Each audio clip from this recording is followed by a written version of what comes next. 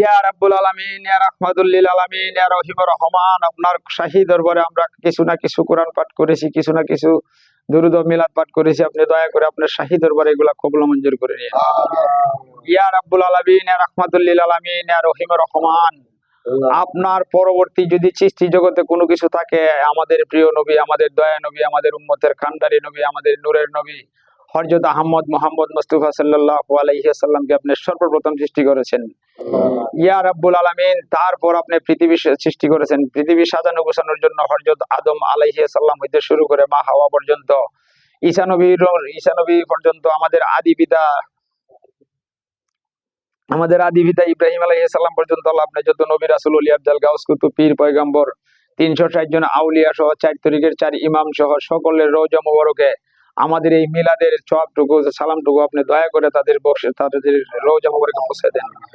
ইয়া রাব্বুল আলামিন, ইয়া রাহমাতুল লিল আলামিন, আপনি দয়াবান, আপনি মেহেরবান, আপনি দয়ালু, আপনার কাছে কোনো দয়ার অভাব নাই। আমরা এখানে যারা গুনাহগার বান্দা আপনার দরবারে আজকে এই মিলাদুল নবীর চানে আমার এক পীর ভাই আমার এই গাউসে আওলার আসনকে উসিল্লা করছে আল্লাহ, আপনি তার মনের আশা আকাঙ্ক্ষা আপনি দয়া করে আপনার শাহী দরবারে কবুল মঞ্জুর করে নেন। ইয়া রাব্বুল আলামিন, ইয়া রাহমাতুল লিল আলামিন, আপনার কুদরতের পায়ে ধরে বলছি, সকল নবী রাসূল ওলি আফজাল গাউস কুতুব পীর পয়গম্বরের রওজা মুবারকে এই মিলাদুল নবীর সালামটুকু সবটুকু তুমি পৌঁছায় দাও। ইয়া রাব্বুল আলামিন, তুমি সারা বিশ্বের যত নরনারী মুসলমান পিতামাতা দুনিয়ার বাড়িতে বেঁচে আছে, তুমি প্রত্যেকটা মুমিন মুসলমানদেরকে ঈমানের সহিত 5 ওয়াক্ত নামাজ কালাম পড়ার মতো তৌফিক দান করে দাও। প্রত্যেকটা মুমিন মুসলমানদেরকে আল্লাহ তুমি হারাম পালাল চিনার মতো তৌফিক দান করে দাও। প্রত্যেকটা মুমিন মুসলমানদেরকে তুমি ঈমান আমল মজবুত করার মতো তৌফিক দান করে দাও। প্রত্যেকটা মুমিন মুসলমানদেরকে আল্লাহ যে যে কর্ম করে কর্মের ভিতরে তুমি বরকত দান করে দাও। প্রত্যেকটা মুমিন মুসলমানদেরকে আল্লাহ তুমি রোড গার্ড অ্যাক্সিডেন্ট থেকে, বালা মুসিবত থেকে, সমস্ত হইবে থেকে রক্ষা করে তাদেরকে হেদায়েতের পথে চলার মতো তৌফিক দান করে দাও।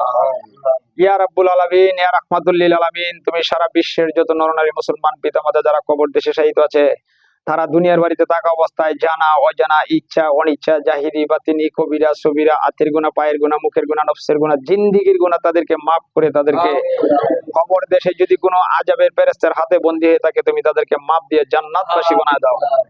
ইয়া রাব্বুল আলামিন, বড় পীর আব্দুল কাদের জিলানী, খাজা মাইনুদ্দিন রাহমাতুল্লাহ আলাইহি সৃষ্টি, আমাদের শাহজালাল, শাহপরান, শাহ কুতুব, শাহ মুহসিন আউলিয়া সকলের রওজা মুবারকে ইয়ার সওয়াবটুকু তুমি পৌঁছায় দাও।